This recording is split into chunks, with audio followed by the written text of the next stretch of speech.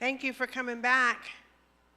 If you're sitting out in the rafters, please come forward so we can have a nice, intimate group.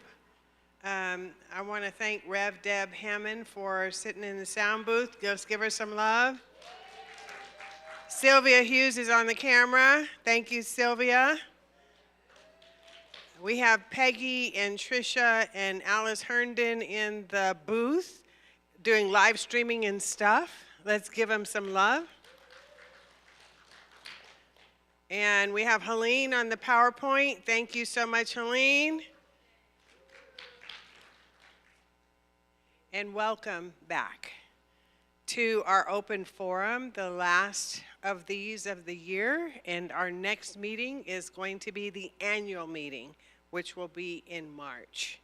So hopefully this will be short, sweet, but engaging. Please stay if you can. It's intended to be 2 hours or less. I've asked Reverend Catherine at the end if we can do a little visioning together, because I'd like to get the community back into the mode of visioning. And we can have discussion and Q&A and all that stuff. So with that, I have asked Reverend, can I have the next slide, Helene, for the agenda so y'all will know how this is going to go. I know it might be small, so don't criticize. Let me just read it out loud. I know we could do better, and we're going to start off with an opening prayer. What I don't have is what I'm doing right now. I don't know what you call this. It's like meet and greet and welcome and stuff. And then Reverend Allie is going to do opening prayer. We're going to have a welcome from Sam Ladione, who is our vice president of the board. Beth Van Arkel, our president, is off in, I forget where she said she was, Georgia, for the holidays with her family. Elka Moritz will do is Elka in? Yes, I see Elka right there. Our treasurer will do her report. I'm going to do a combo thing on what's happening in the community that I broke down into 3 categories of community activities, fundraising, and vision, and which is my vision, kind of, not the visioning. Then we're going to have a discussion where you can ask your questions. You know, that's Q&A, and let's talk together. We're going to do our visioning and our closing. So, and I'll do the closing prayer. That work for y'all? Okay, very good. Rev Allie?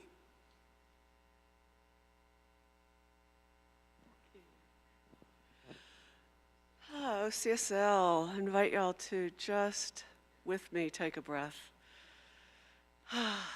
Just let each breath get a little bit deeper and a little bit slower than the last, so we can let go of all the things that came before and be ready for our prayer.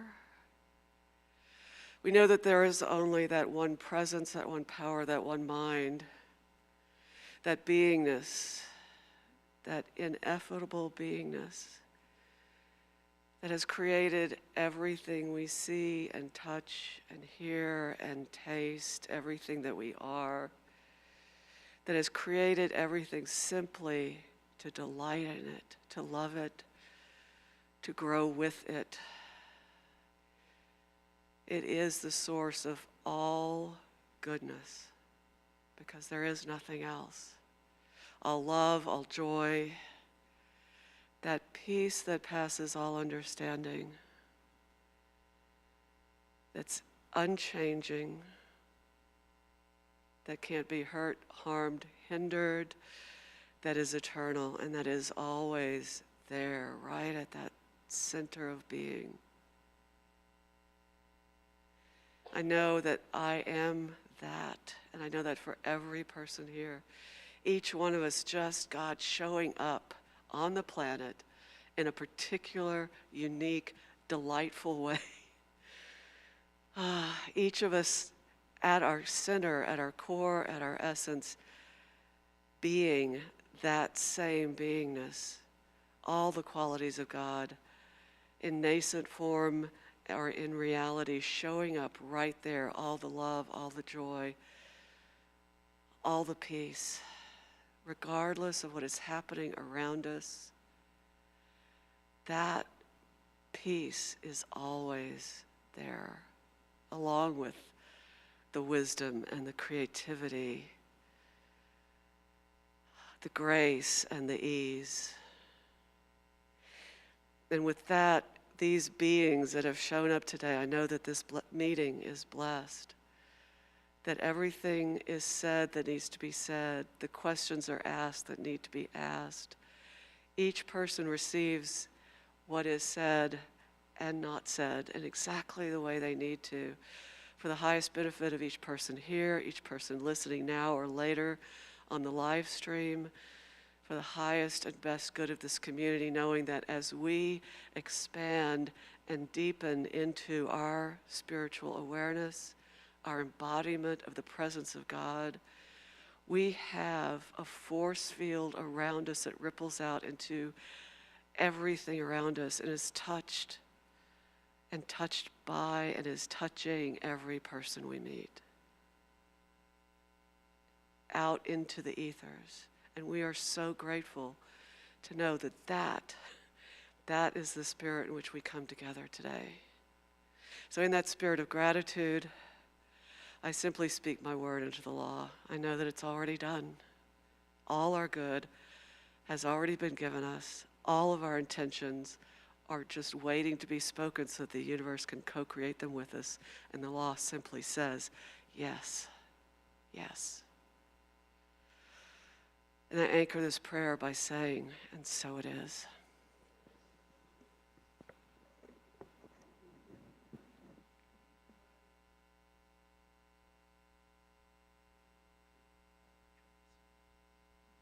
Thank you, Reverend Alley. That really made me feel grounded and to go within. And what that means to me when I came to this community over 4 years ago, I was out in the periphery. I usually would sit in the back. And now I'm standing up here. It took me a while, but at least I'm standing up here. I'm usually in the back booth in the AV room, and I still owe Peggy a text, and now I'm here. So that is, to me, movement, transition. And look at us here right now. Look at the faces present here, and also the faces who are not here, and perhaps the faces or listeners who are watching online. So just notice that everyone is welcome here, regardless of who you are in your life, faith or no faith, but you're welcome here. And just notice that within is also, there is a presence next to us. And to my mind, this is what community is about. It's my presence and the person and persons next to me. So I'd like to take this opportunity for you to welcome each one of you, welcome those who are sitting next to you or behind you or in front of you. And just notice, give them a smile. Welcome them, acknowledge them, be grateful for their presence in this very spot, this very moment.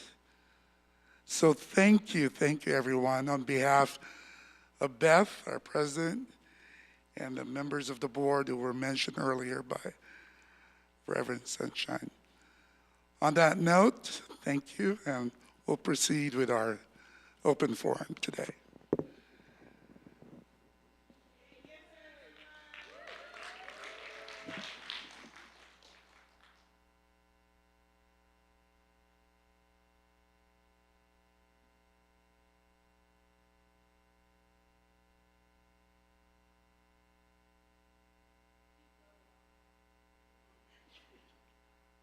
All right. Here I go. No,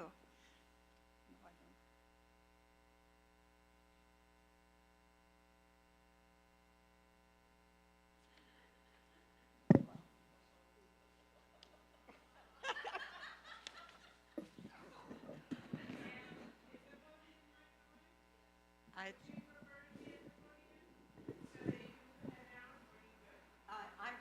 I'm good about holding it. I'm just trying to see what I say anything about that, no. Next slide, please. I'll have to step back.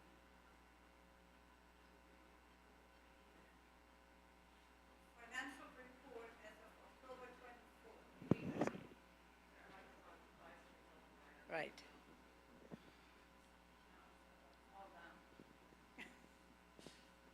Financial presentation overview. Income and expense trends, balance sheet trends, pledges, conclusion, budget planning. And I'm Elke Moritz. Thank you. Just so you know.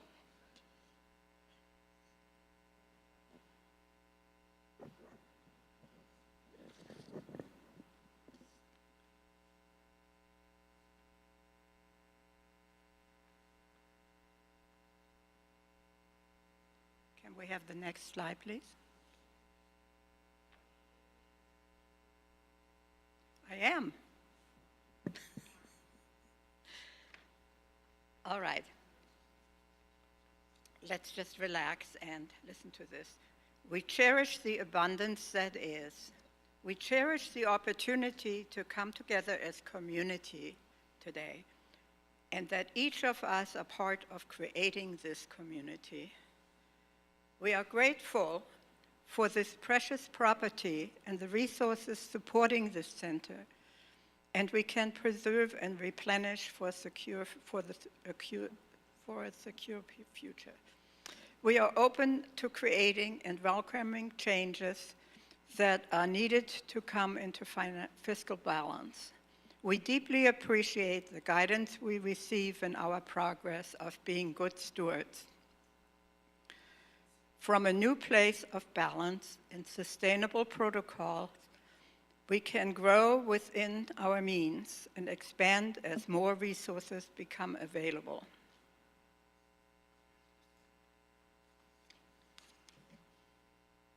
And the charts.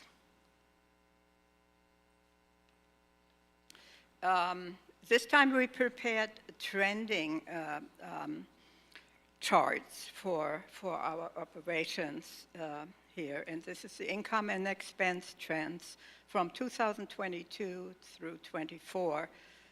As you all know, COVID sort of brought a loop for all of us and all of our societies on the planet. So we start with 2022.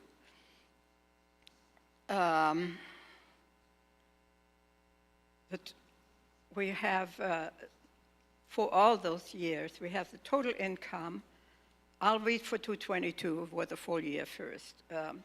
Total income was $283,345. And the total expenses were $320,309. Of that total expense,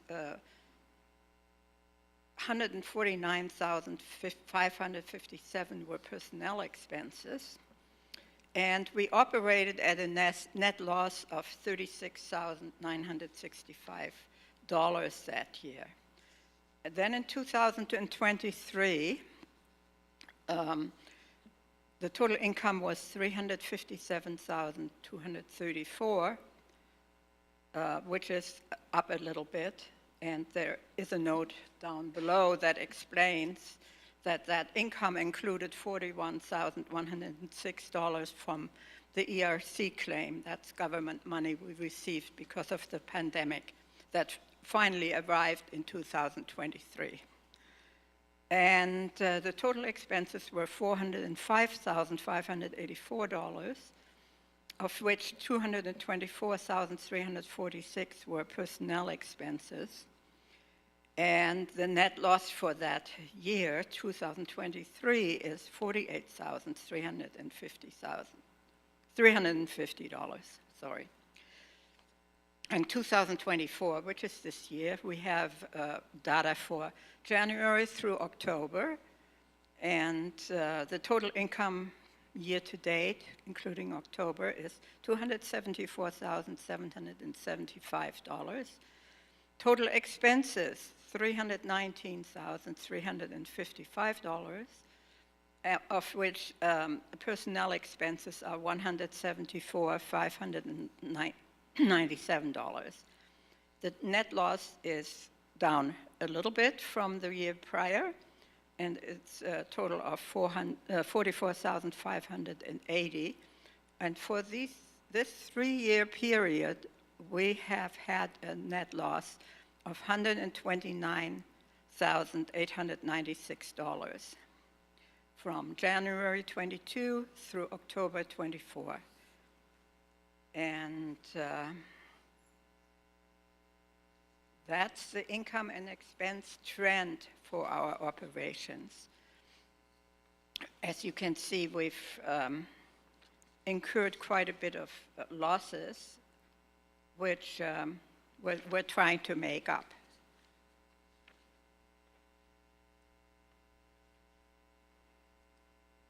So the balance sheet funds for the 3 periods.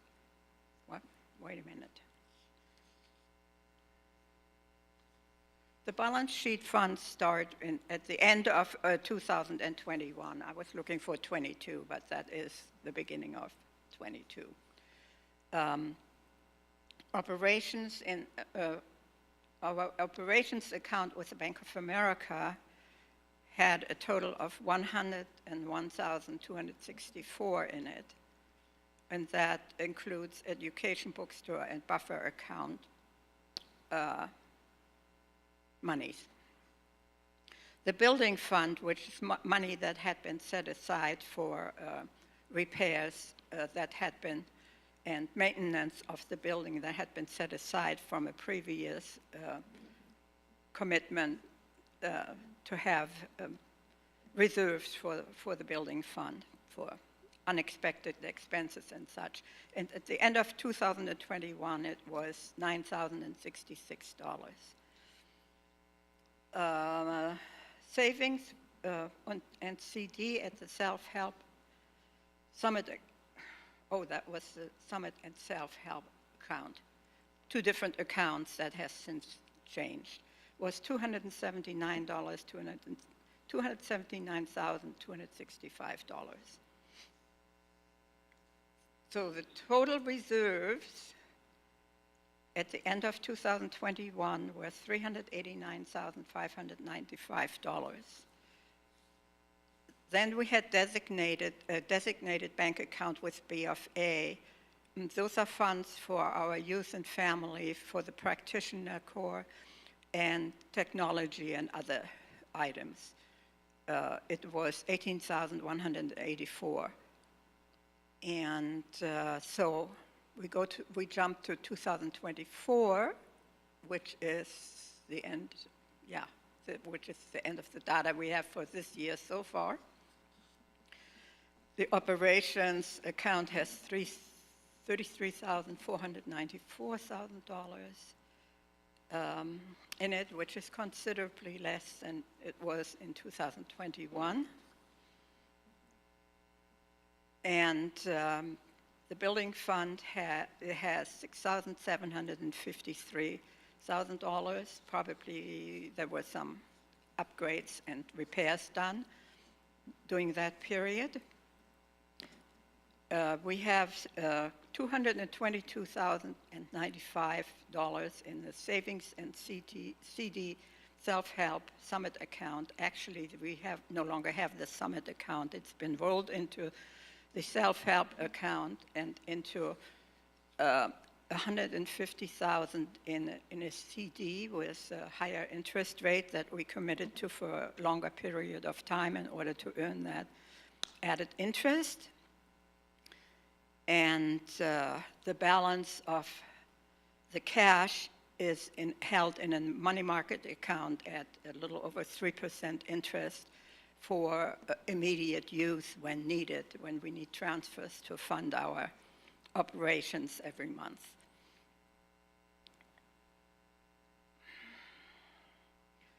So the total operations and reserves for this year were $262,342. The designated account has not changed. It remains at $18,884. Oh, wait a minute, has changed. There were $699 added during that 36-month period. And so, as you can see, we've used up quite a bit of our reserves that we had since the end of 2021 to date. It's at a total of $127,253. And that is what it is.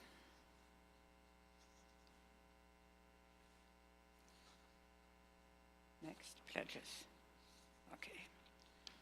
So this year, we've also prepared a summary of the pledges to let you know what is going on with that, since when we start out on the bottom with 2020, where the amount pledged was $266,280.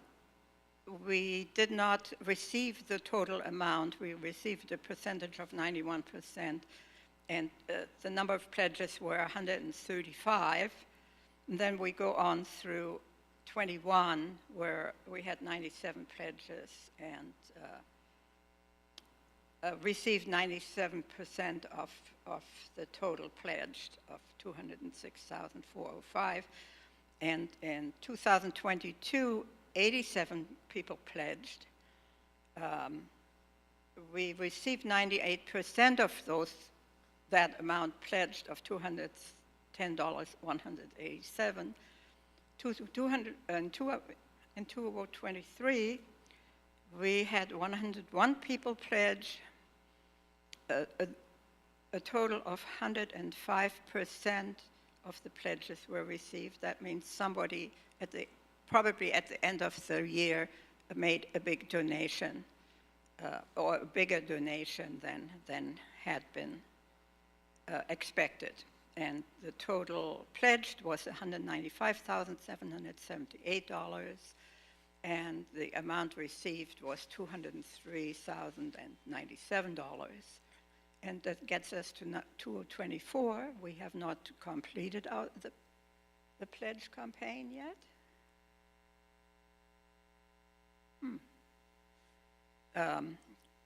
We so far have 84 pledges, of which we have received 82%, and the total amount that was pledged was $221,000 and $221,252 between January and October, end of October of this year. So we have 15 more days to go for pledges to be added to this last number. As you might see from this chart, the pledges have gone down. The amounts received have, well, so far we don't know, we can't really compare it yet to 24. But in general, they were a little less throughout the years. And the percentages, well, that's yeah. We have fewer people pledge.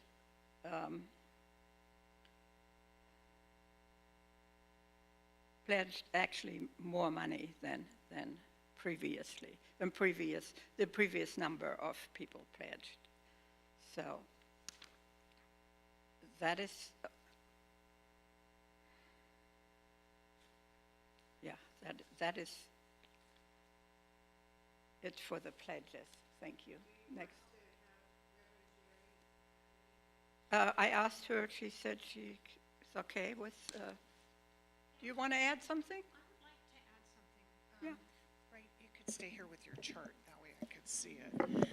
Okay, what I wanted to point out here is that, first of all, you've got the amount pledged versus the year-to-date pledge for this year. So please note that fewer people pledged this year, but they pledged more. And this goes through October, so we still have November and December to add to this before we get to a year-end conclusion. But what I love about this chart is if you go back to 2020, it's the amounts received from 2020 through 2023 were not that far off. We came very close to what was promised in the pledge to what we received. I trust that that will be the same here for 2024.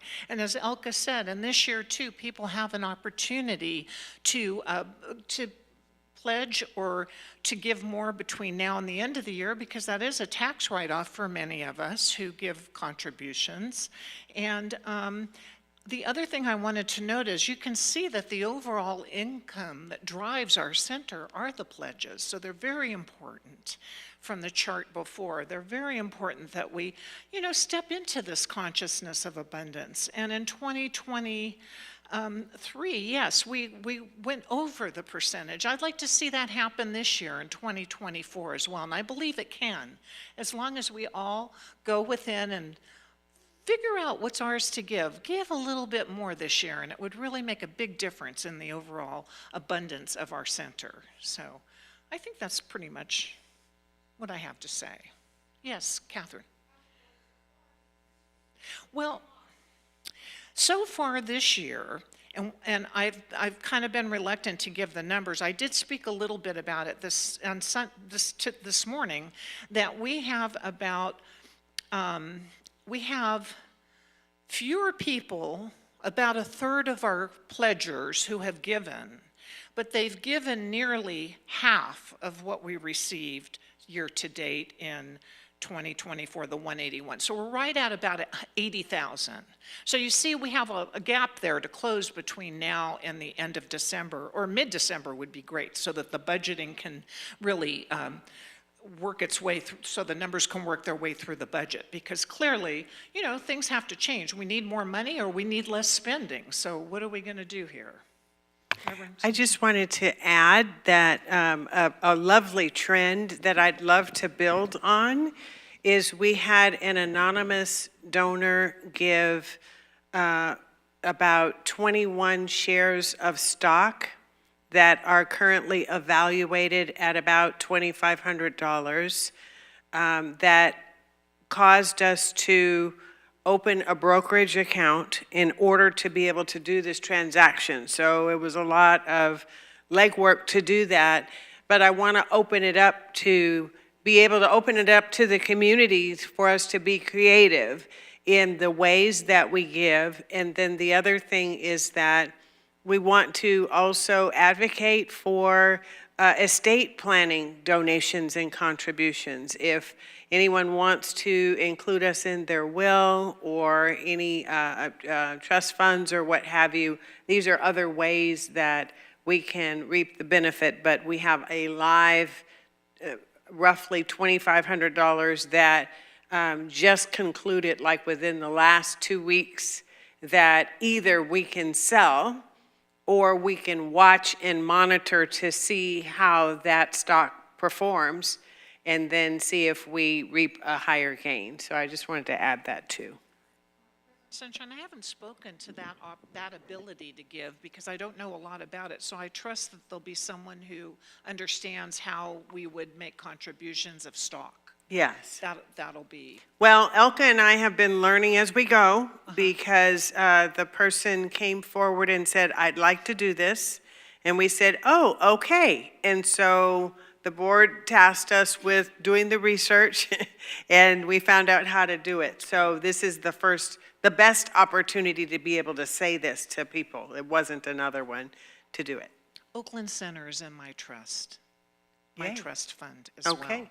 My living trust.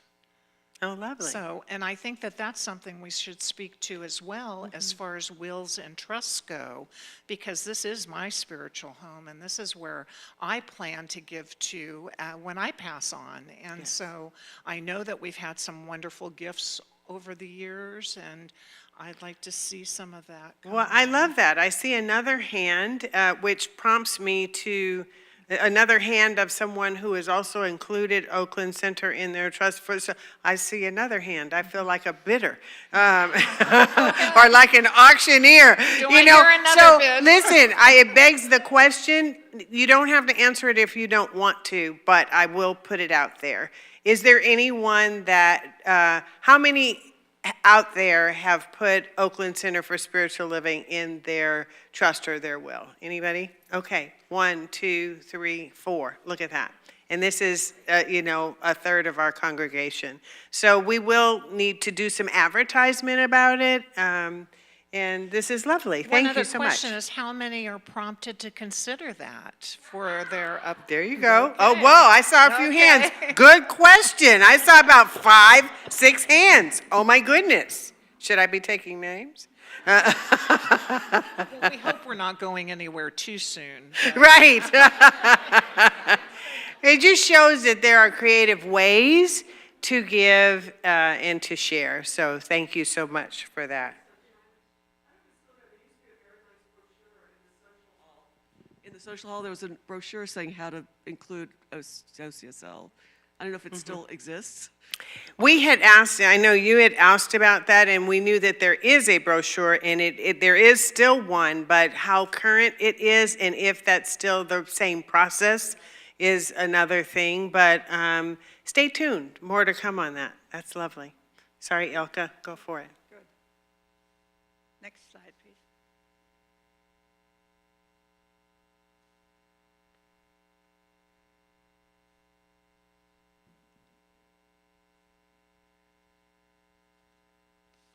All right, last slide, I think. We'll talk about budget and sustainability. Yeah, I will speak into the microphone. Your Board of Trustees is committed to an ethic of growing this community in a mindful, manageable, and sustainable way. The data is clear. Savings and operating funds have been significantly depleted. Funds are lower than we would like for managing our resources well. Recent trends show a continued pattern of significant net losses. Contributions and income overall have still been much lower than before COVID. These patterns show that significant changes are needed to begin operating in a sustainable way with a balanced budget coming forth. Moving forward with the 2025 budget, enhanced business practices will help us stop the depletion of our resources and work to ensure steady, sustainable operations and growth.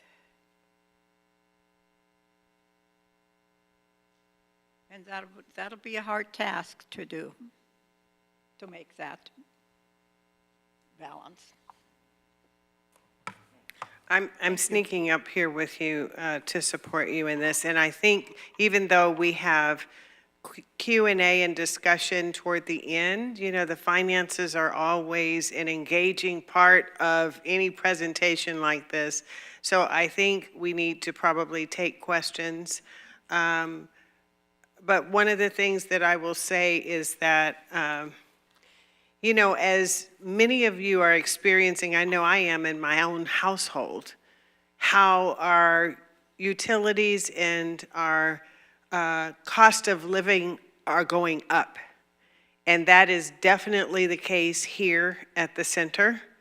We have seen significant spikes in, from one season to the next, and because the utility companies are raising their rates, we have seen them on this commercial property significantly and had unexpected expense, such as the theft that we had, You know, we've had a variety of things we are trying to balance as best we can. You know, it takes money and resource to run an organization.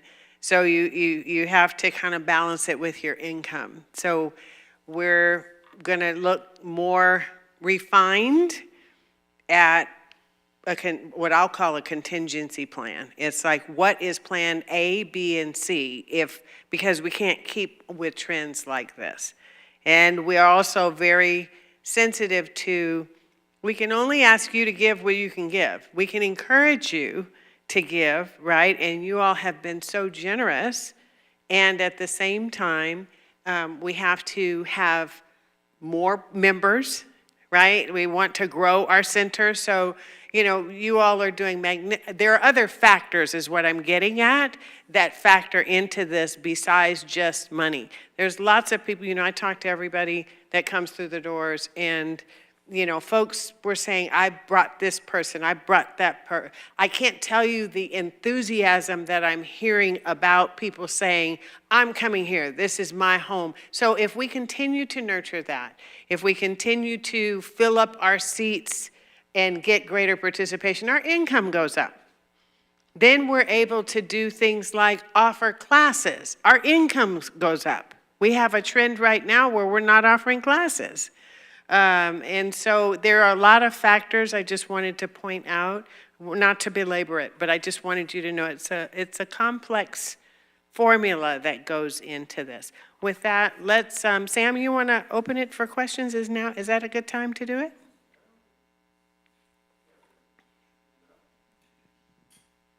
Hi, it's Reverend Catherine, and I know that you can't answer this in total, but I would just like to get perhaps a sense of what are the, quote, enhanced business practices that was mentioned as a way of being able to help streamline and bring our budget into greater alignment.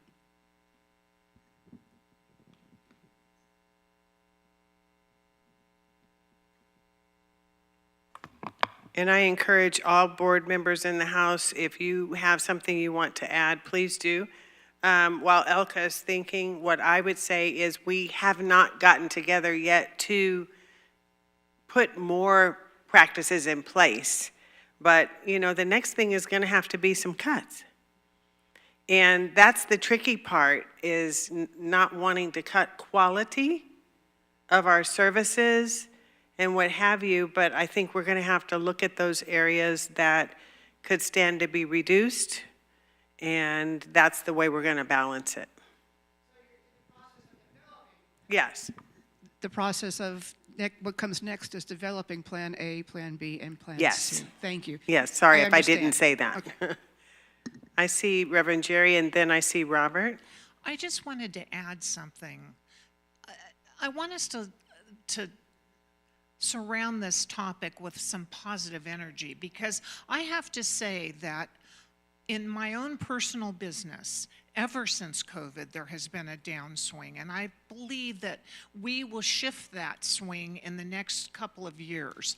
You know, it's been difficult for a lot of people, and it takes time to recover from something like this pandemic that we went through.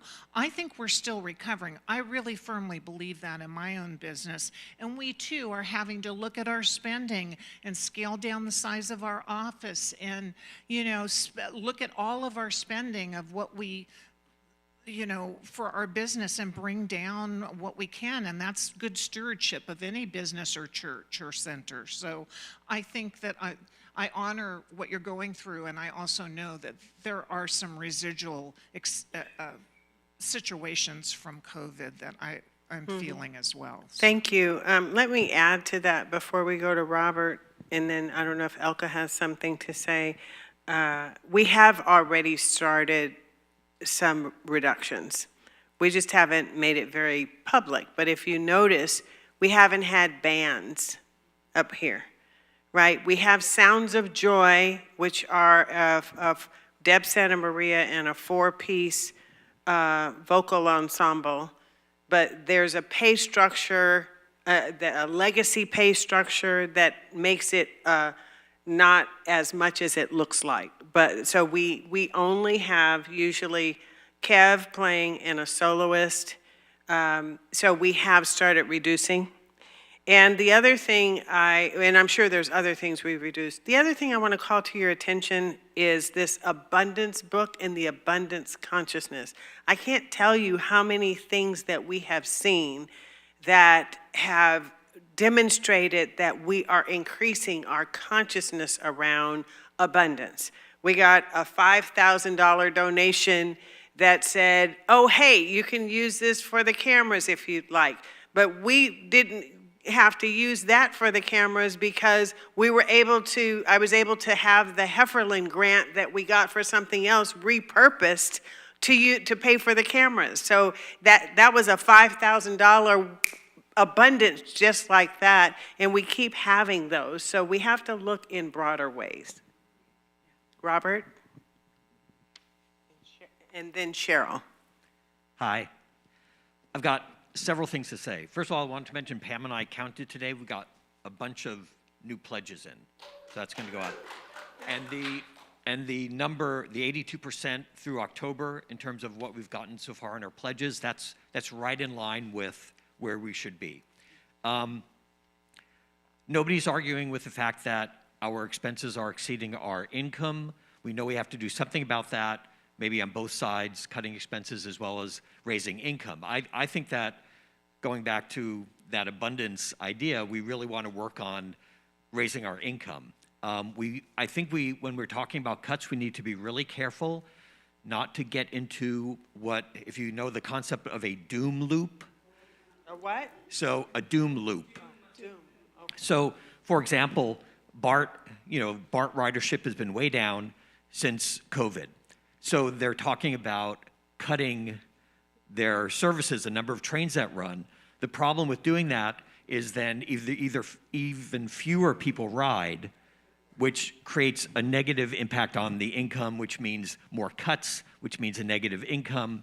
So that's a doom loop. We want an upward spiral. And I just want to point out that the trend back in the spring of this year, our deficit was about $7,000 a month. Now the deficit is about $4,000 a month. So that's moving in the right direction. That $4,000 a month can be made up with, if our pledges go up 10% for next year, that cuts our deficit in half. And then if we brought in another 10 people who were regularly pledging $200 a month, that would make up the other half. So it's not like we're far away from having a balanced budget. And I just think that we really need to look at ways of drawing more people in, having more events, that sort of thing. Like, the music is a part of why people come here. If we start cutting back on music, or if we don't have music or whatever, then that's going to affect our, the quality of the experience that people have when they're here. So we want to make sure that we're not, cutting off our nose to spite our face. Yeah. I think I'm done. That's beautiful. But Cheryl is next, and while the mic is going to her, I just want to say two things that we have also, when you asked about enhanced business practices, now I'm thinking of some, even though we're going to have much more specific ones going forward. But we've had a number of fundraisers, some of which have raised money and some not as much as we had hoped. But for instance, the Sound Waves of Love, how many of you were at that? That was a lovely event. It didn't raise the amount of money that I would have loved to have seen. However, the goodwill and the vibration that it raised, and we did clear, right? We did raise something, we just didn't raise as much as we wanted. The chair, I have a fundraising sheet a little later in my presentation. The chair dedication, which I thought was going to raise a lot more money, is going much more slowly than I expected, but it's going to stay open all through next year. So hopefully, if the momentum gains, then we'll have more income on that. So keep those in mind too. Cheryl? So I would advocate that we grow our revenue. As you said, we don't want to change the flavor of what attracts people to us. But let me give you just a few thoughts. We're surrounded by schools. Families typically are looking for, or at least the modern day family in my view, are looking for non-denominational places to bring their children. I followed Sanford here after seeing Raquel and Little Sanford and Sydney develop in the way that they were developing. And so when I was tasked to take on the responsibility of my granddaughter, I brought her here.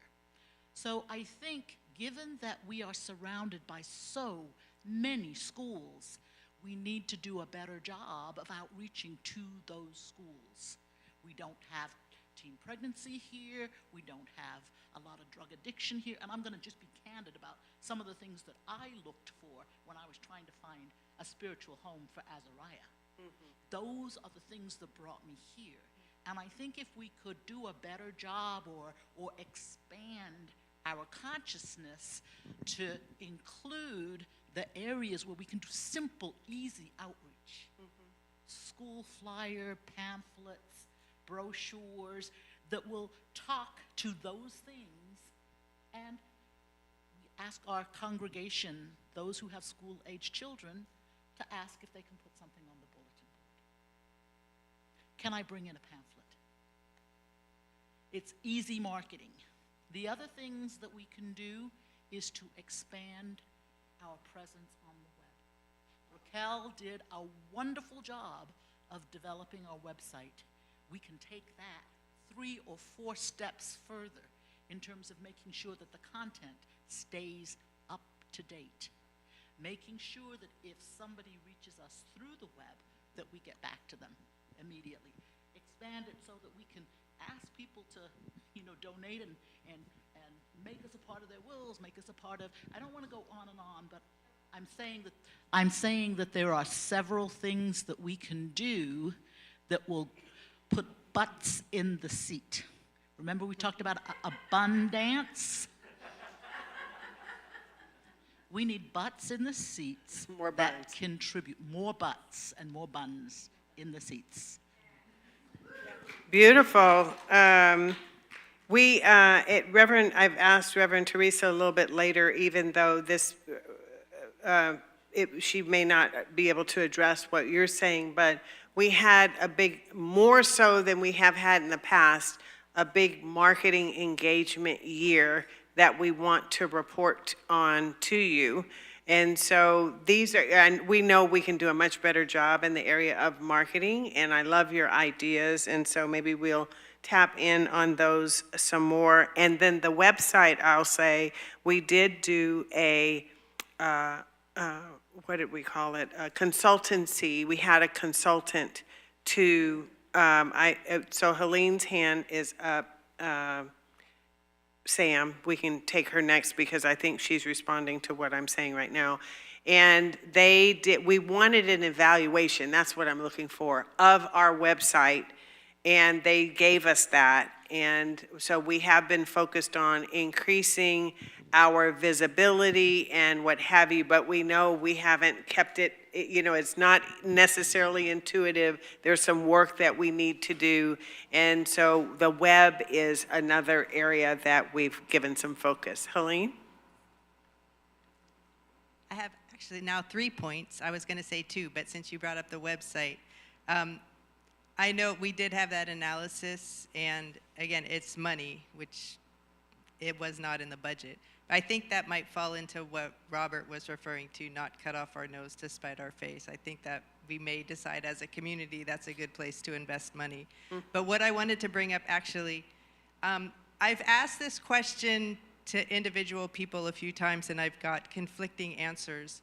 And as we're going through the abundance book and all of the abundance principles that we teach here as a community, I'm curious about how we as an organization tithe. And I know, again, that seems counterintuitive to we're trying to save money, but I'm curious, are we tithing? And if so, if somehow it could be included as a line item in the budget. I mean, when we see these numbers, it's like really generic, like these are expenses. I think it might be helpful if we knew like what the expenses were and if tithing is a part of that, and if not, why not? That was my first point.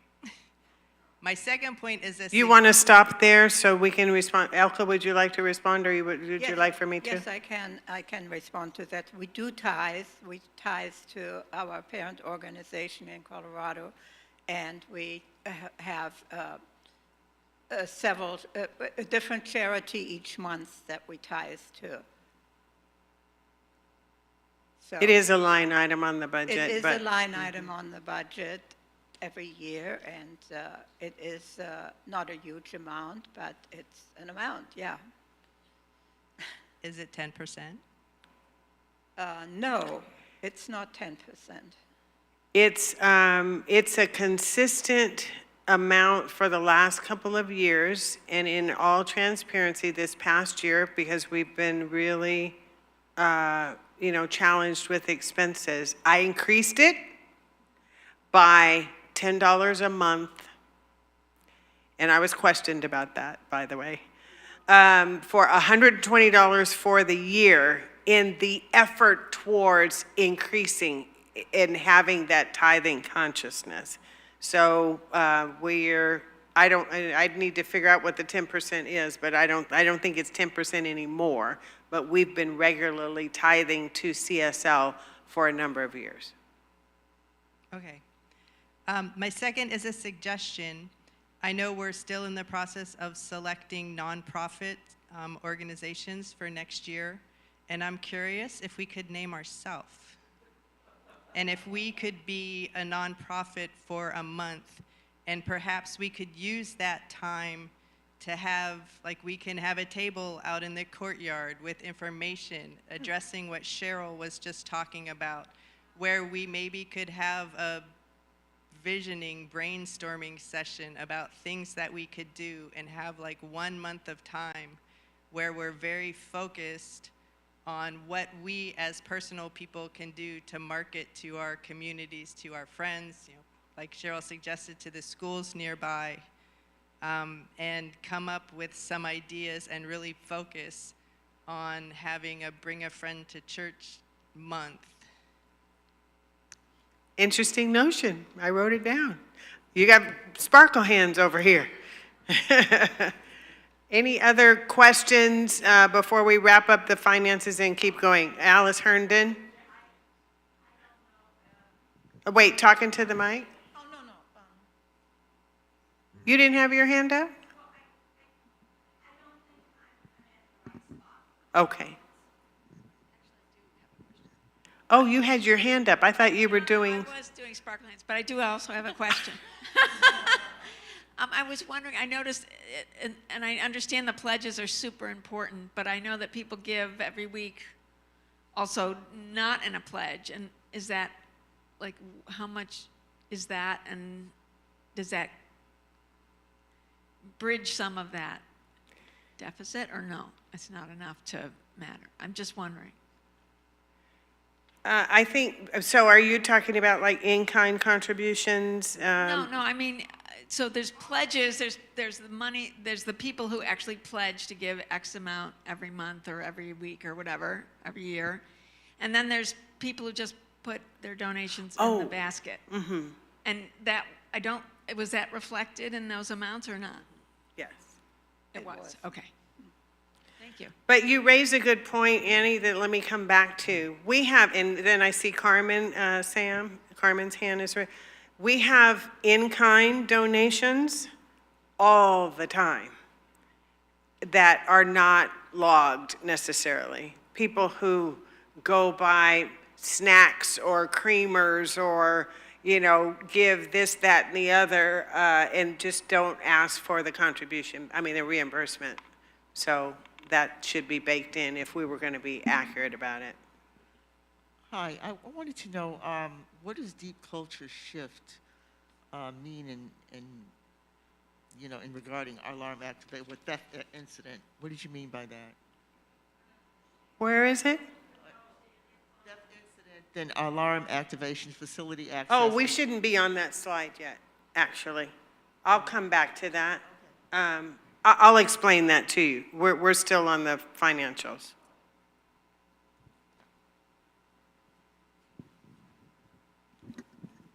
Hi, family. I am listening to everything that is going on in this room, and I really think we ought to designate a point in time to talk about, oh, can you hear me now? Yeah, thank you. I am listening to all the beautiful suggestions, and I think we ought to have just one meeting with all creative suggestions to assist us in tackling the financial problem. Robert said it's only $4,000 a month. I believe we can come up with $4,000 a month if we put our heads together. Oftentimes when I'm sitting in this room and I get the information such as I got today, it takes me a while to go home and really think, how can I offset this? Even in my own home, with all of the things that I'm dealing with, I think I have a lot of time to put to A, B, C, and D, and sometimes I don't, where I have to shut down, and I really have to bring it to some thought.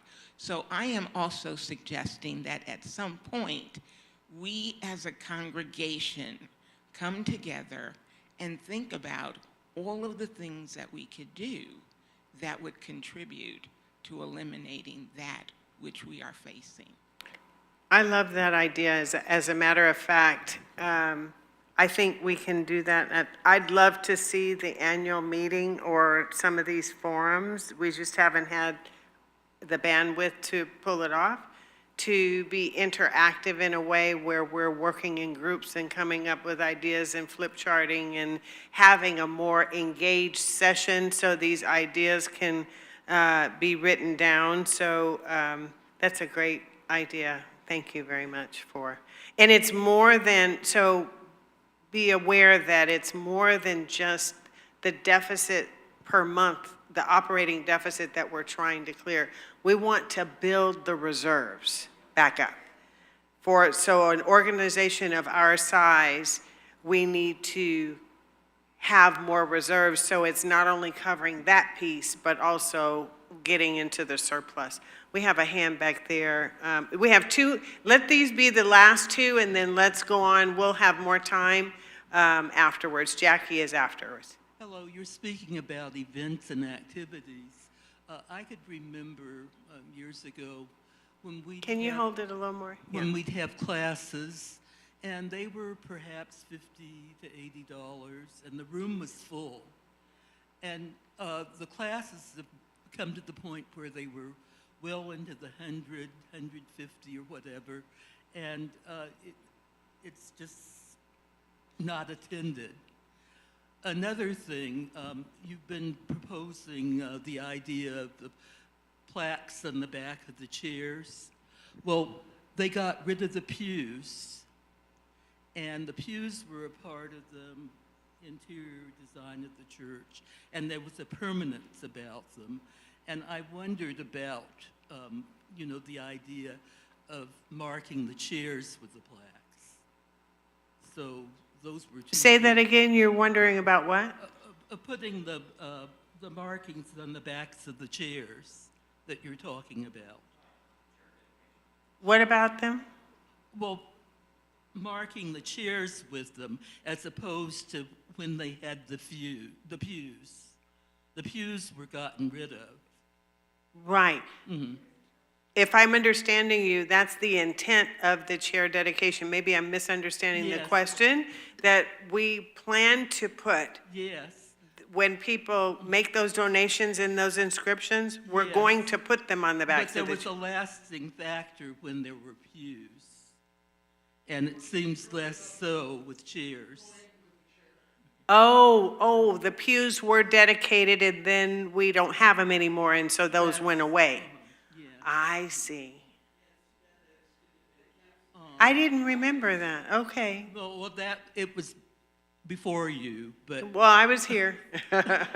One of my times I was here. That's it, okay. Thank you. We have Jackie, and then it looked like Dylan and Cheryl, and I think we need to wrap up.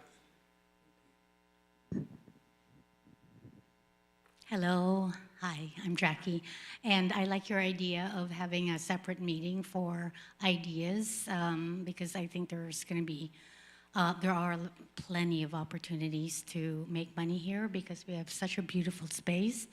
As I was sitting here, I was kind of just Googling wedding venues and event venues, meetings that people need space for. There's a website called Peer Space. We can sign up for that, and so you can charge. You know, we have a beautiful parking lot. A lot of the peer space, because I've had to look for places to have events. They're expensive, so and they don't have parking. So that's a good opportunity to get income because we have such a beautiful space here. Thank you, Jackie. There's also a Oakland event venue management company that we can sign up for. So you mentioned Peer Space and Oakland. What was the last one? It's called Oakland Event Event Venues Management. Yeah. That's actually a good point. As a part of our income stream is use of our facility. Because we do have weddings here, we have memorial services, we have classes, we have a variety of things that are happening here. Could we have more? Definitely. So we could do more marketing for that, yes. It was Dylan, Sam, and then Cheryl, and then we're moving on. No on Dylan, Cheryl.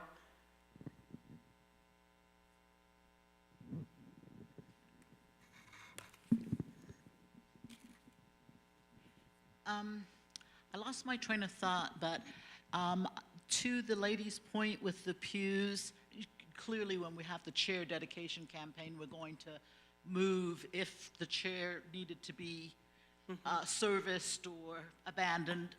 I would think that we would make sure that those dedication plaques were moved and put onto another chair. So I think that we can still think about it and market it as a permanent tribute. I mean, to the extent that those plaques have life, we're not going to throw them out with the pews, if you will. So I just wanted to, it was more a voice of reassurance. Thank you. Elka, did you have anything else you wanted to say? I just wanted to say that this sounds like doom, all the figures that I have to read to you, but I think your participation in this with ideas and volunteerism is just needed, not just most welcome, but also needed for this community to function. And the majority of those who are attending this meeting are doing that. So thank you. So let's get the other folks to participate, okay? Not just the seats and the butts, and butts in the seats, the butts in the seats. But yeah, the bodies to do it. It takes energy and bodies to do it. So. Thank you. Let's give Elka some love, being our treasurer. And it didn't dawn on me, wait, so would you like people to stand to do that, or no? You want it? It's being invited to have a nice cleansing breath. So if you want to stand and stretch and, take your own breath. And while we do that, Peggy, if you might want to put in Livestream, I'm sorry I didn't think of that before, that if there are any questions on Livestream, you can have them type it out and then maybe somebody can bring it up here. Are we good to keep going? Yes. Or do you need a pause? No? Okay, keep going. Okay, so I have the next piece. And this, I'm sorry, Carmen, I didn't know what you were talking about at first. I didn't know that slide was up there. So that next segment, what's happening, what I want to talk about are events and activities The theft incident, I will talk about right now. What I'm talking about is when we had the burglary, we started an alarm, we have an alarm system that in all transparency is not active yet. This gets to your question because, well, your minister is slow to come to it because I want it to be done right. There is so much access that people have to this facility.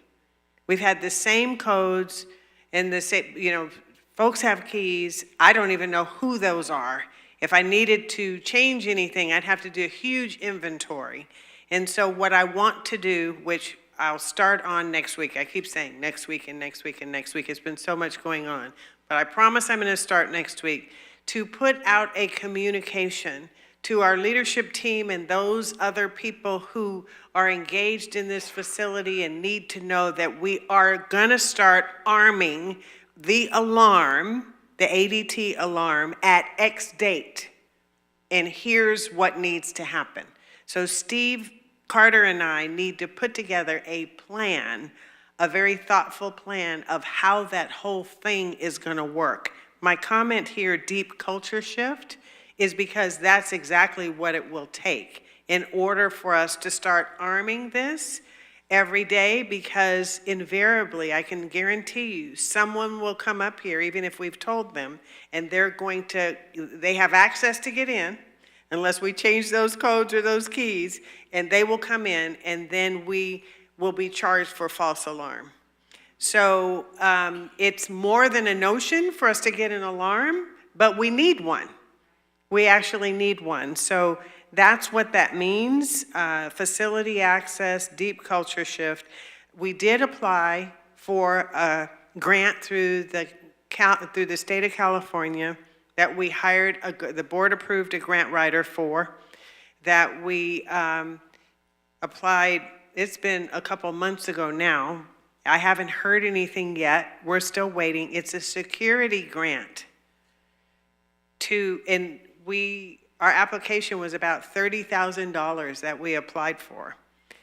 I worked on it with Paul Persutti, and so we looked at the vulnerabilities of our facility and what we could ask for that made sense to enhance the security of our facility, because churches and faith-based nonprofits are being targeted. The police said, and the alarm company said, they're being targeted for thefts. East Bay Church, as many of you know, right before we were hit, they were hit twice within 24 hours and sustained a lot more loss. We sustained more damage than anything. That's why we're not using this door right here. But we're moving forward. We've been really blessed. And let me tell you this. I was informed of a potential suspect that was named that targeted our community. I summarized it and gave it to the police and tried to have it added to the police report and have heard nothing. It was so difficult to even get the thing in there. And probably nothing will come of it. It ended up being a circuitous thing. We had an event here that someone had a grudge on the person, and it happened within that short period of time where, it was a lot of story to it. And so nothing's come of that. And I'm just gonna bless it and let it go. So that's what's happening with this whole theft. It was an unexpected, intrusive incident that we had to drop everything and address. It was really awful. But we learned from it, and we're looking to hear on this security grant. The grant writer said that someone that she also supported, an organization she supported, applying for the grant, had recently heard, and it took a couple months.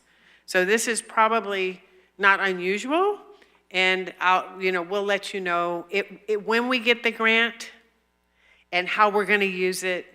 And actually, we included in it the cost of the installation, which we've already paid for, the installation of the alarm, and we included for a year the monthly fee for the alarm. So we were really thoughtful in what we could apply for. Did that answer your question, Carmen? Uh-huh. Yes, ma'am. Yeah, what she said is right now police services are very minimal in Oakland, and boy, you know, we know that. we learned the hard way. Yeah.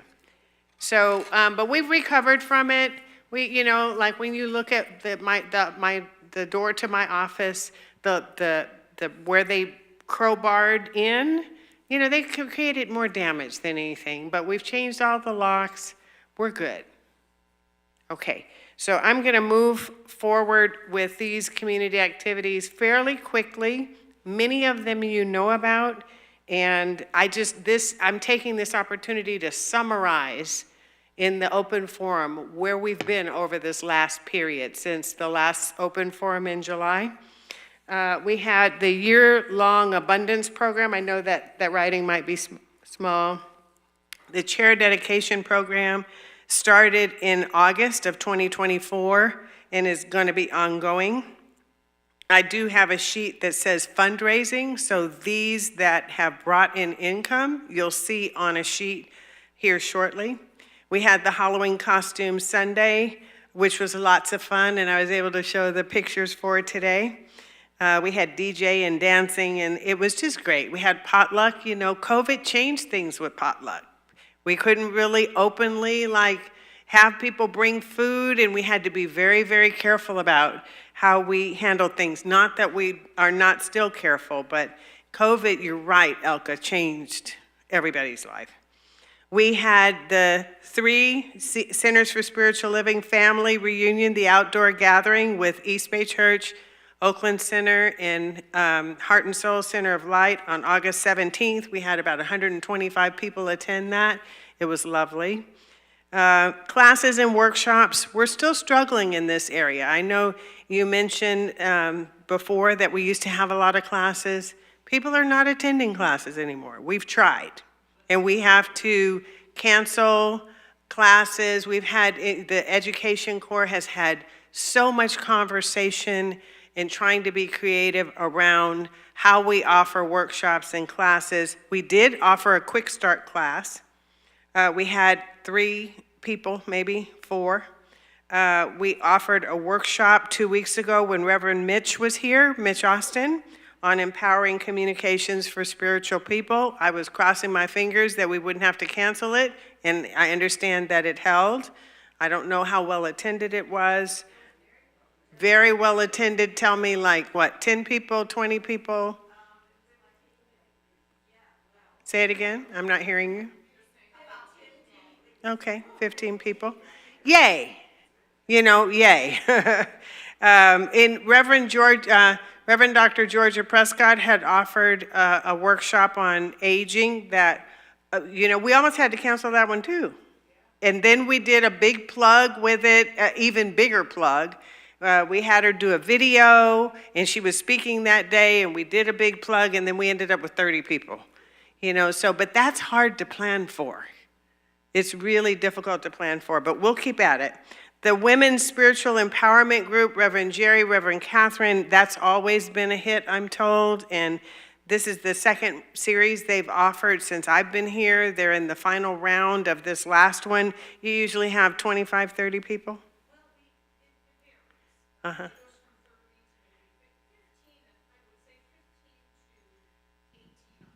15 to 18 on average. It ends December 29th, and they've already got dates for January. Yeah. We had the online silent auction that just ended. It was September 27th through the October 18th. It's on the fundraising sheet, and you'll see how much we raised. Next slide, please. Reverend Sunshine? Yeah? Can I mention something about Reverend Mitch's workshop? Yes. We thought we had nobody. I was there that day, lead. I think I might have been lead or something. We thought we had nobody, and then we ended up with 10, which I was so pleased to hear because he's very amazing. And what I love about him that I want to share that people probably don't know is that He gave 90% of his workshop to our center and kept 10. So he tithed back in a beautiful way, and I think that's really worth mentioning. Yeah, thank you for mentioning that. And he wanted to give a workshop the first time he spoke when I had him here in January. And bless you, and we weren't having people sign up. And he comes from a long ways away.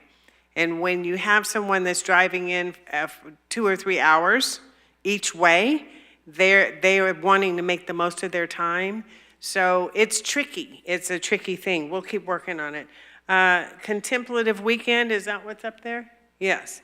Okay, so it's what I'm calling the contemplative weekend, November 1st and 2nd. Remember, these are community activities that we've had. Evening of Blessings was a beautiful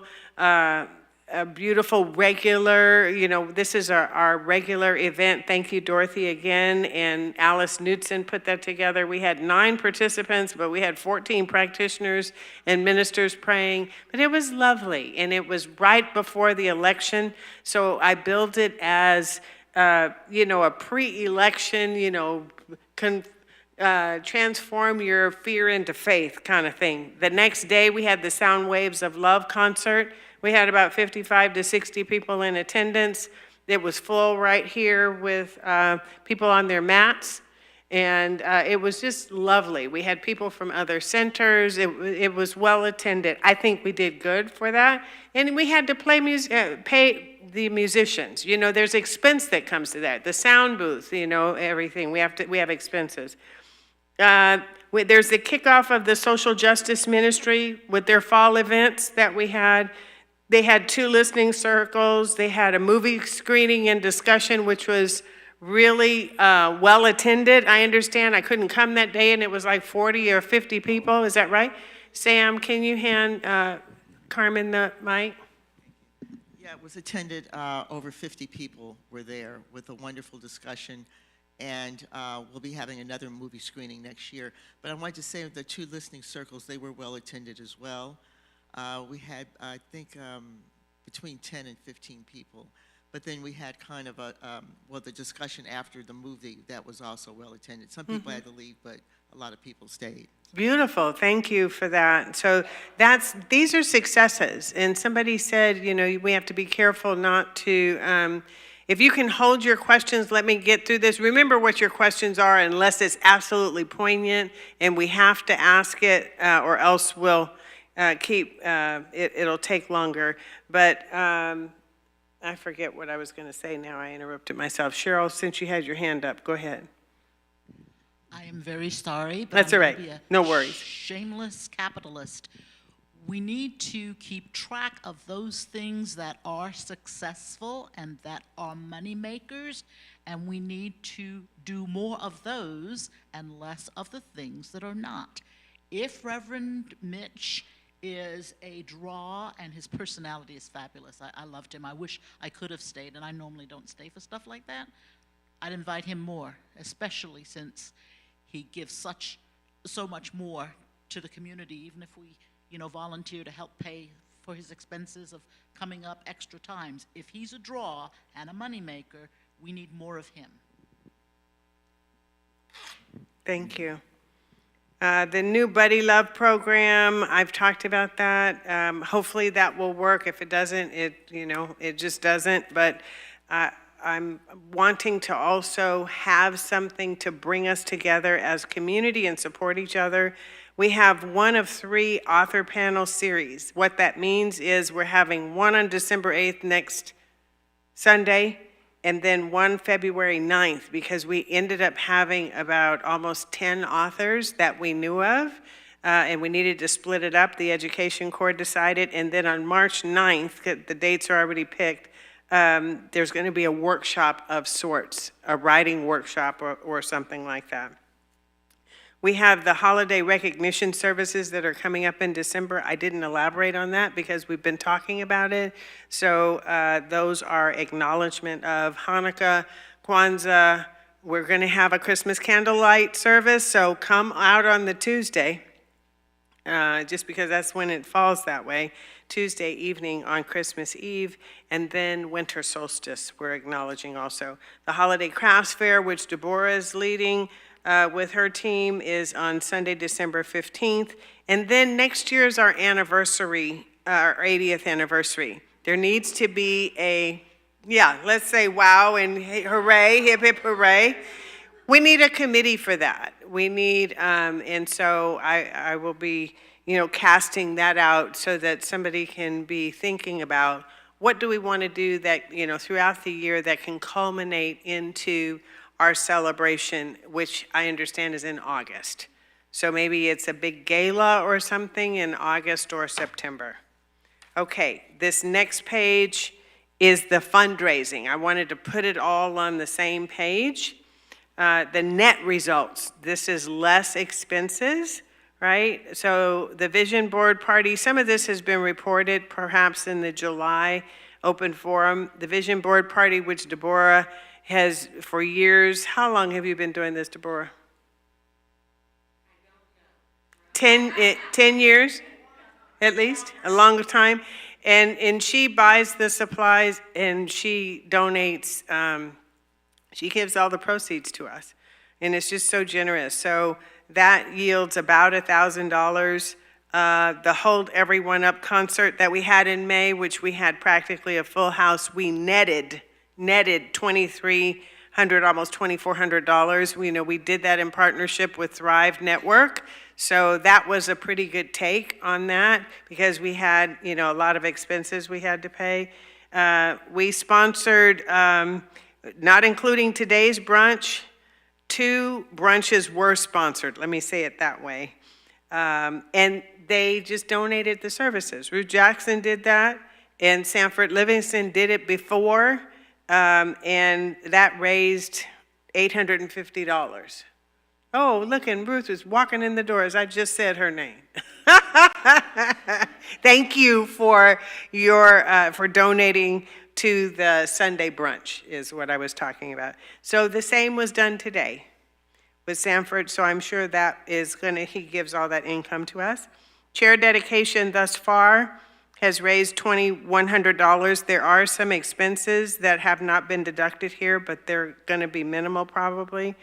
Evening of Blessings, these are just love offerings, right? There were some expenses associated with it, so $215. Sound Waves of Love concert in November, it yielded $522 net after we paid our expenses. The silent auction that we just concluded netted $2,700, $2,783.90 to be exact, and our goal was $4,000. There are some processing fees through 32 auctions that we have to pay, so that number will go down a little bit. And the Women's Spiritual Empowerment Group, Rev Jerry, Rev Kat, give the proceeds back to us, about $555. So that's a total of about $10,486 in fundraising, which could be higher. This takes volunteers and a whole lot of effort to put this on, but we did raise some money through doing some events. Okay, I'm going to keep on going here so we can finish up.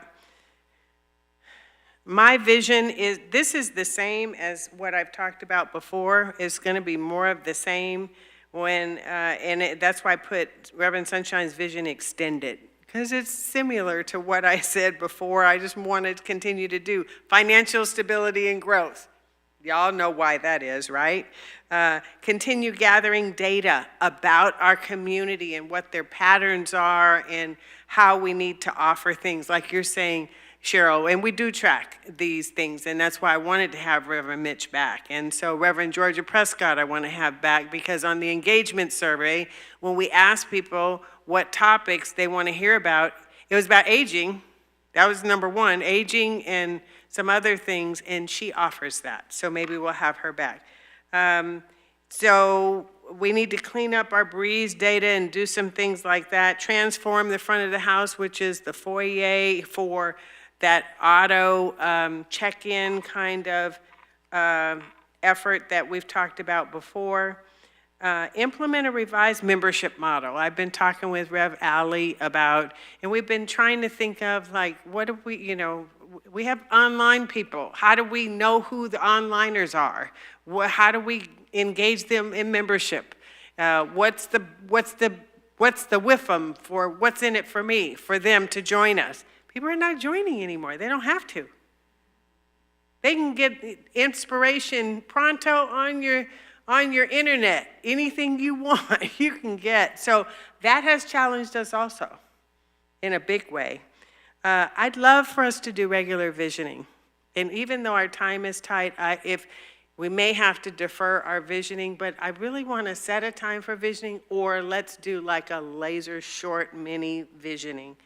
And a big splash for our 80th anniversary. Like, we really need to splash it hard. 80 is close to 100. You know how long we've been here? Wow. I mean, Reverend Margaret's still living. Reverend Jones still here. We can honor Reverend Jeff. We can honor Reverend Moen. We can honor Reverend Jerry and Rev Cat and, you know, and the others who have been here. We have generations of people who have come through. You know, we have the young people. You talked about that, Cheryl. I mean, even Freddie, my son, grew up here little, and now they're adults. I mean, Raquel and Sanford and all of them. And so, you know, Jordan, who I've had speak. So anyway, all right, last but not least, here we go, enhance marketing and engagement techniques.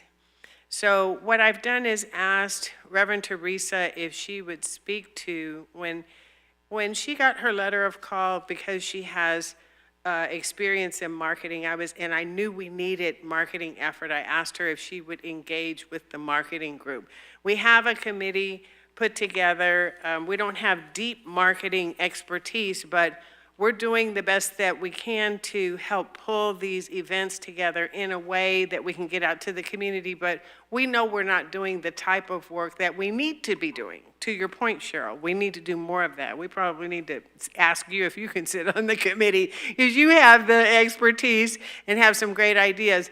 But I've asked specifically if Reverend Teresa would just give you a snippet summary about our engagement with an agency called City Scoop that we've been working with for a year.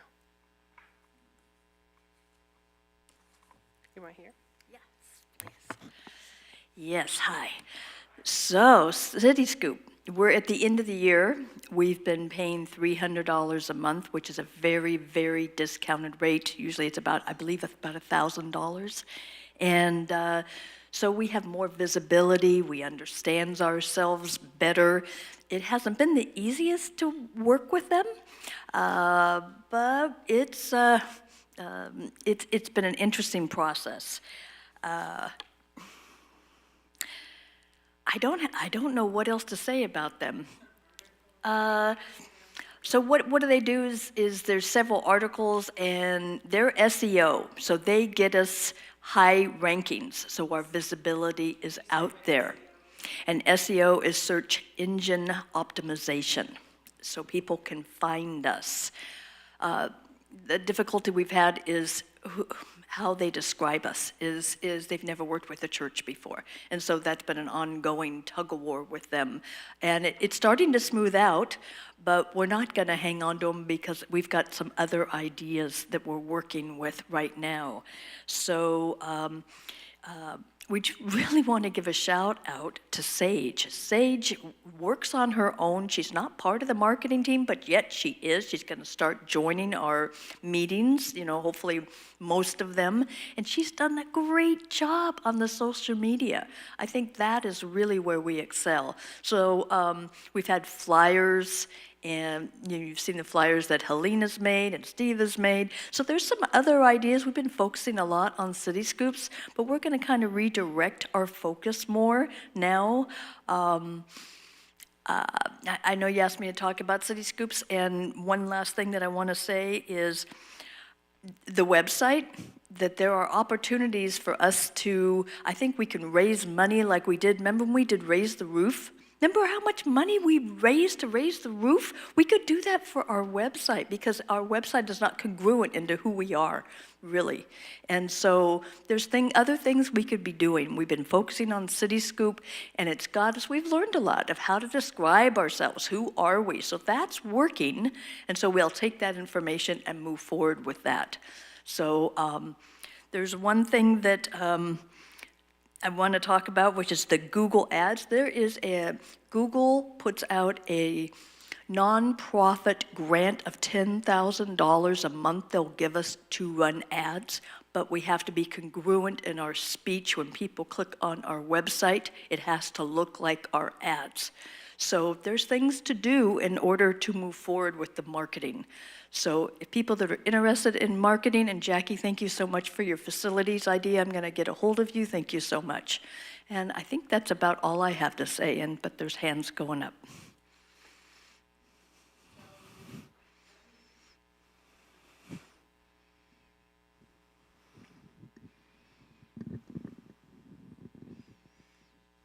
So I think I referred City Scoop to you, John Kitts.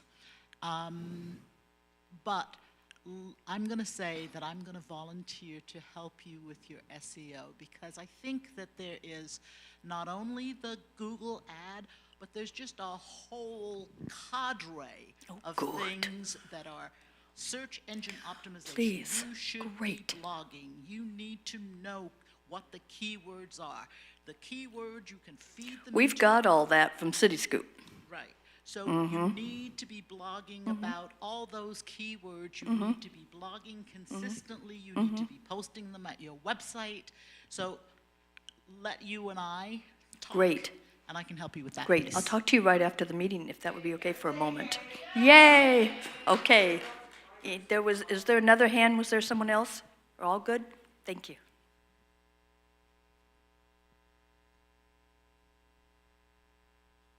Thanks, Rev. Teresa. And so to finish up that page, these are just my visions and my efforts, or my hopes and desires to enhance our technology efforts. We have a lot we can do in that area, and our marketing and engagement techniques to build our volunteerism. We have some gaps in membership and volunteers and compassionate care and social media facilities use at some point. I mean, you know, Susan Brecker has been doing this for years, and she would like to step down, but then she doesn't want to step down. So, you know, we can have a conversation about that. And technology, which Rev. Ali and I have been talking about. And then hosting regular listening and discussion circles, as Carmen had mentioned, because a community that talks together and builds and bonds together can handle anything. And we have anything, you know, out there in the world that we're trying to navigate and work with. So these are just some ideas and thoughts. This is the end of that journey in the presentation. I will ask if you have any burning questions that have not been asked yet. Oh, and I see Peggy. Did you have a question, or is there something online that somebody said? Wanted to come out here to make sure that I put in a plug for the audiovisual team. We have been operating quite beautifully. We have 10 people on the team right now who are efficient and dedicated. But we have been operating for a long time, several years, and we need more people so that we can rotate, so that everybody doesn't feel like they are. It turns from their volunteerism, which is all their big hearts, which they have, and they keep showing up with it regularly, you know, so I can count on it, so that those big hearts stay open and big, and the volunteerism doesn't slightly turn into an obligation. So I just wanted to put out a shout out. If you know anybody who might be interested in joining our wonderful team, we are pretty funny back there. We just try to keep it down. And we would love to hear from you. Please don't hesitate to come pop your head in the back and say hello. Thank you so much. Yeah, let's give Peggy and her team a huge hand. Thank you for coming out at that timely time, Peggy. And we need that in, and Alice has her hand up now. Let's take it while she is, okay. I don't know if this is the right time, but my big thing is community building. And I know that my friends that I've made here, I've made them through classes and things. And they've been sustaining for me. And so I would recommend that we have more classes, and classes that people can afford. The OCSL classes, you know, 100 and 200 and whatever, those are great classes, and they are they are community building, but if we could have like a quarterly class on spiritual mind treatment and, principle, one of the principles, just a class on that, and have it, in-house if possible, so that if people wait till the last day to sign up, it's just fine, because, we're learning that that's how we do. We wait till the very last minute, and then people are coming and they want to be trained effectively. But so we have to be more flexible in taking people how they like to register, but like at least every quarter to have spiritual mind treatment, and not just the nuts and bolts, but the practice of it, because that's how you meet the people in the class, and that goes on, and then that helps them to come to church. It helps them to bring people with them the next time, and it's just like a community building. So I would really, really like to encourage, more classes, and classes that people can afford. Mitch's class was $20, and it wasn't advertised. The price wasn't anywhere, and the people who stuck it out and asked afterwards, is like, $20? Well, I think I can come. They came, and it was a very good class. He had things. So anyway, just, I would really recommend quarterly classes on spiritual mind treatment and principle kind of things that people can, can afford to be there, because that's how I think about community building. Thank you, Alice. We have Rev. Kat, and we have Deborah, and then we have Dodie.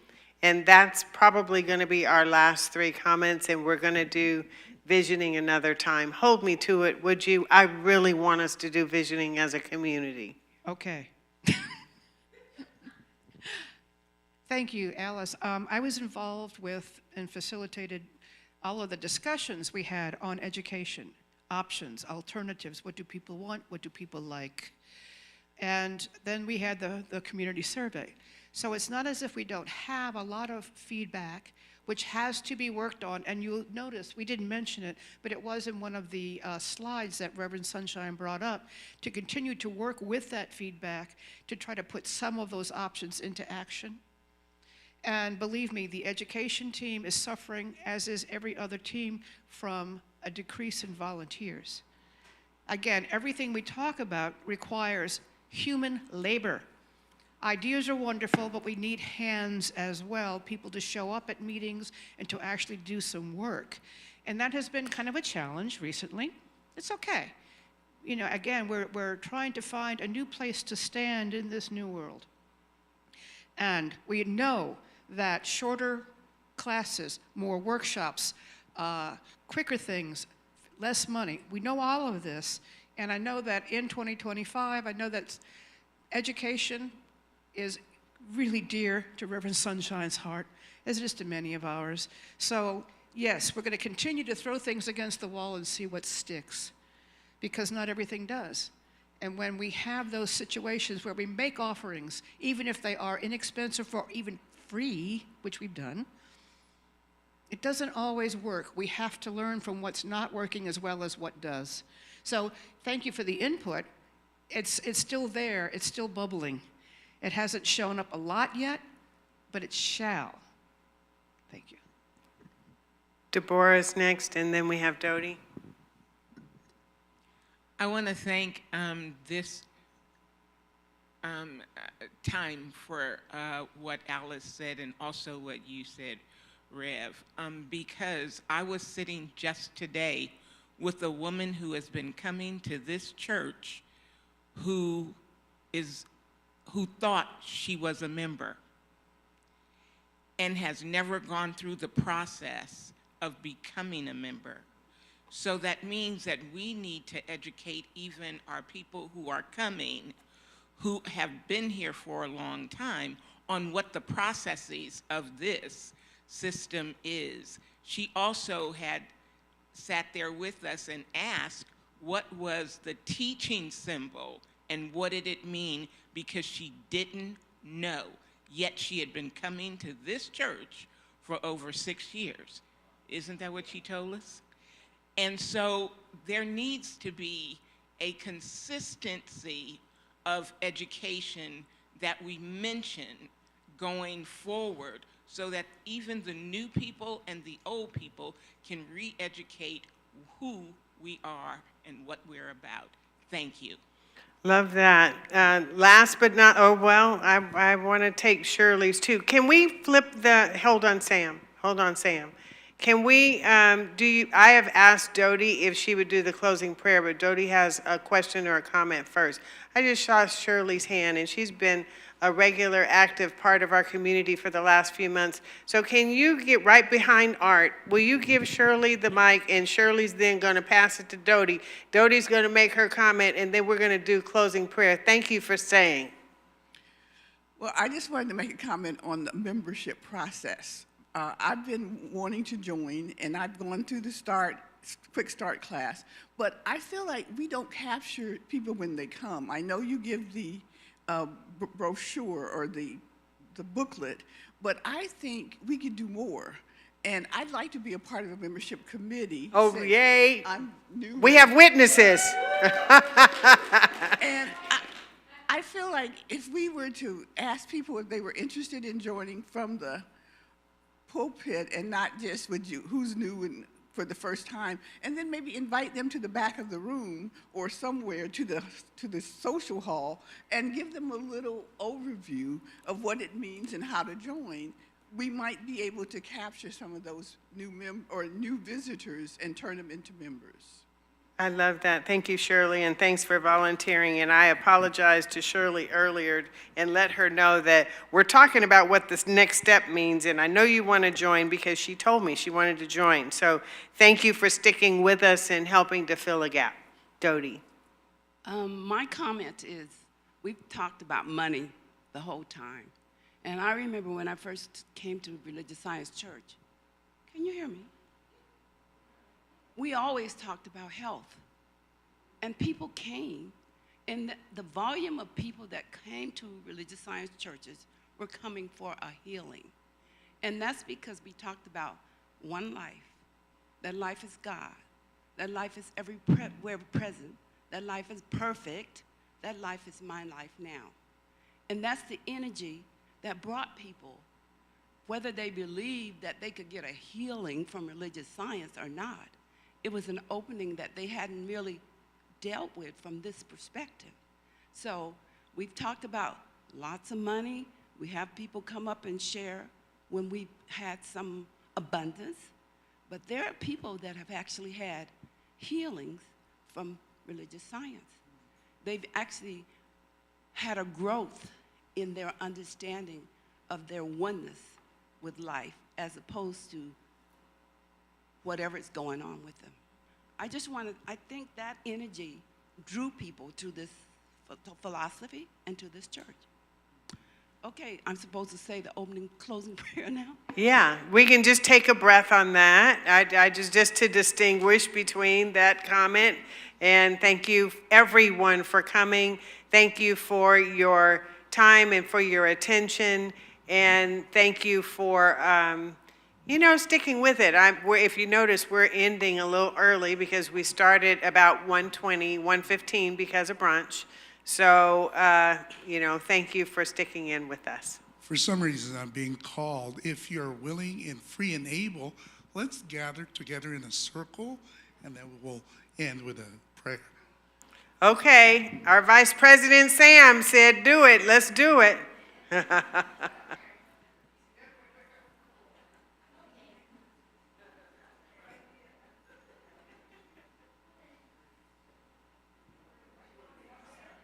Okay.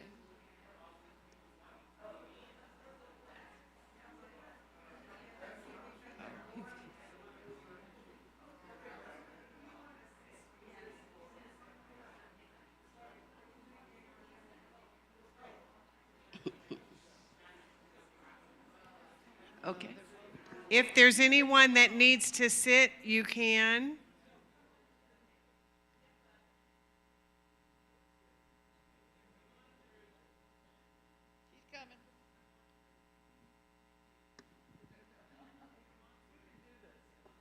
Okay, let's take a breath together.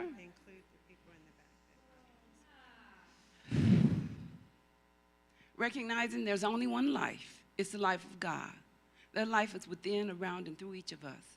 That power, that presence, that energy, that strength is revealing itself in and through us. I give thanks for a wonderful meeting today and know that we were all able to share ideas and information that will allow us to continue to expand and grow. That the goodness of God that's expressing in all of us allows us to stretch, allows us to become more, and knowing that God moving through us, through our ideas, our plans, is fulfilled. Right action is taking place for the highest and best good for everyone concerned. Only good can come, and only good goes away. For this and so much more, I give thanks for it. I give thanks for a wonderful meeting, and know that we all go away feeling the energy of a new year, a new day that's fulfilling for all of us. And we continue to draw new and more people into the congregation, and we continue to prosper. For this I give thanks. So please affirm with me by saying, and so it is. Amen. Thank you, everybody. Thank you, AV people. Y'all were in the center of the circle. You knew that, right? Deb and Sylvia and Peggy and Helene and everybody.